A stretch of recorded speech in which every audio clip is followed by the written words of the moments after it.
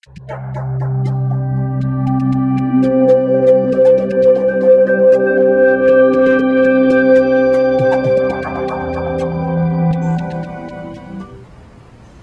santos nga Ebanghelyo sa mga ni San Mateo.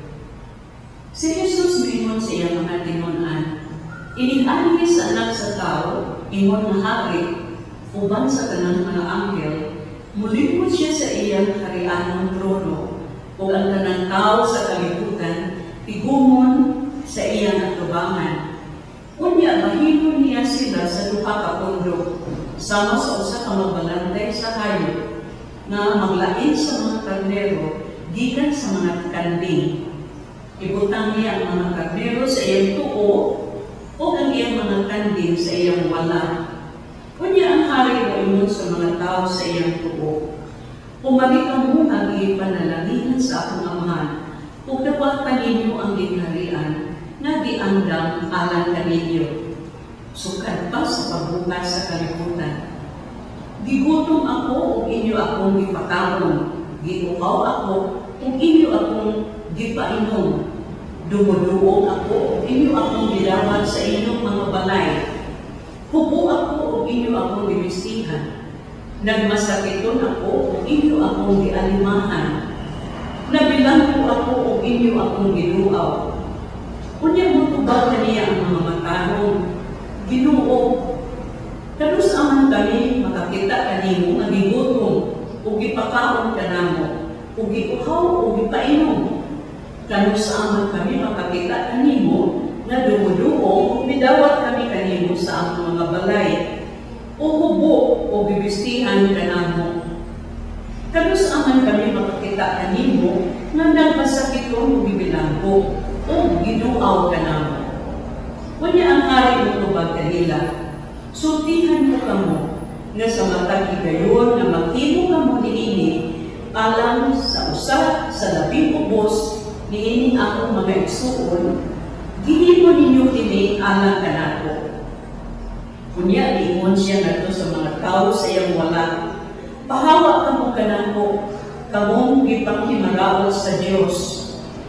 Ngadto kamo sa kalayo nga walay pagkapalong, nagiandam alang sa yawa o sa iyang mga anghel. Gibutom ako apan wala ako ninyo pakanta. Giuhaw ako apan wala ako ninyo paimna. Dumuduo ako apan wala ako ninyo dawatan sa inyong mga balay. Hubo ako apan wala ako ninyo bistihi. Nagmasakiton ako o nagbilanggo apan wala ninyo ako alimahi. Kunya mo tubag sila kaniya, Ginoo, kanus aman kami makakita kanimo nga gigutom o giuhaw o usa ka dumuduong o hubo o nagmasakiton o nabilanggo o wala kanimo tapang kanimo. Ang hari mo tubag kanila, sultihan ko kamo sa matag higayon na nagumili kamo pagtabang sa usa niining labing ubos, nagdumili kamo sa pagtabang kanako. Busa kini sila ipadala ngadto sa walay katapusan silot, apan ang mga matarong ngadto sa kinabuhing dayon. Ang Ebanghelyo sa Ginoo.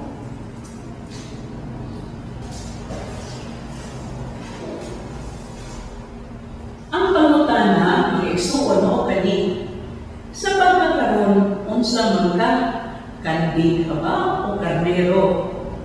Ang karnero, buwapong tanawang di ba, kaysa kanding. Sama pa sa buotang tao, na misunod kang Kristo, sa iyang kinabuhi, karnero. Karnero siya, buwapo siyang tanawang. Kapan ang sukwahin kang Kristo, sama sa kanding. Dili biya nila akong tulong sa akong Ginoo.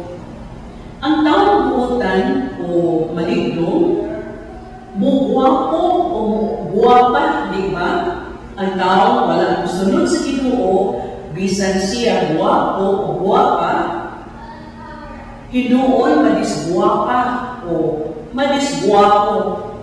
Apan ang tao na buotan, makadani, di ba? Musulod ka sa taong kinabutan, maduol ta niya apan ang taong dili mo ang buotan sa kwahi, hinuon mahadlok ta. Sa akong pagkatao, anaa ang akong pagkabuotan kung ang kadautan. Ayaw kong ina, nawa kong makasinati niini sa inyong kinabuhi, di ba? Sumala sa akong Ginoo ang taong buotan, taong luwas. Nagpakaon sa gigutom, nagpainom sa giuhaw, maayo sa mga lamyaw, nagbisita sa mga piniriso o nagsinina sa mga wais kapot. Daghan kaayo ni karon sila sa akong kalibutan, sa akong lugar mismo dinhi sa Davao. Himuon nila na akong checklists kung ato ba kini nabuhat, kini ng lima nga gisgutan sa akong Ginoo karon. Nagpakaon ba ta sa gigutom? Nagpainom ba ta sa giuhaw? Bisita ba ta sa napriso? Ato bang bisininaan ang mga kubo? Ang mga masakiton? Ato bang alimahan? Kung uban pa mga igsuon.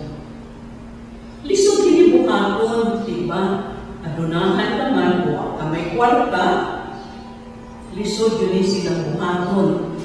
Kung sa may sikrito, aron dali ni natong buhaton. Hunahuna ako ng mga igsuon.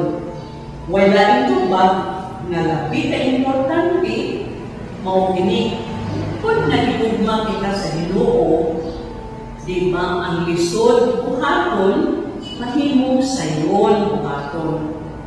Kay si Kristo man ang atong energy o power o gahom nga mo'y mutungkod nato sa pagbuhat ini mga butanga bisag dili na gusto. Pero tungod sa atong buhang nga Kristo mahimo ni nato. Mao kini ang power, mao kini ang energy na anay nato mahuktan mga igsuon. Kay dili man ni sila sayon buhaton. Mapalimot na niya, kundo ato isinimuon, mapalimot na ni Kristo. Manaw nato si Kristo, kay iya maning buhat ni Kristo.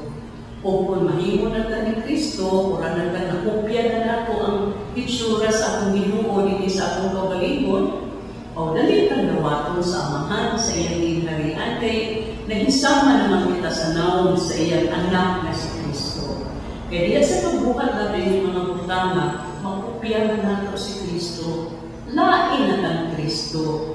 O kung mamatay kita, unang dalit na dawaton sa atong Ginoo sa iyang ginharian. Kay Kristo man ang atong nang kinaupon ta mga igsuon na ato kini mapalandong, dili lang ninyo din at isa na sa akong kaugalingon, meaning adlaw sa diin akong gihandog ang atong mga minahal sa kinabuhi nga una na kanato sa All Souls Day karon kay paandakong piyesta. Pasalamat kita sa Ginoo nga gitagaan kita panahon sa paghandog sa atong mga minahal sa kinabuhi. Bisan na lali katong anak ko mailhi nga kinahanglan sa atong panabang sa pag-ampo. Hinaot pa ang mga igsuon nga one day sa kaadlaw magkatigong tangang-uban kanila mahiusa kita sa ating mga minahal sa kinabuhi dito sa langit. Hinaot pa ang